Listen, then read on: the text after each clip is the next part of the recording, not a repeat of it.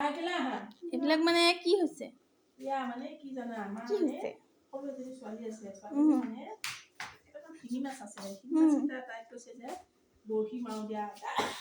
তাৰপিছত মই টোপ এটা দিছো, দি পেলাই মানে মই বৰশী এটা মাৰিছো। বৰশীটো মাৰিলে মানে টোপটো এনেকে দি দিওঁতো, মানে মাছটোৱে খাই দিয়ে। খাই দিলে মানে মই বৰশীটো দাঙি দি তাৰপিছত মাছটো মানে উঠি যাব। মানে ভাল পায় আৰু সৰু ছোৱালীটো ভাল পায় সেইটো কথা।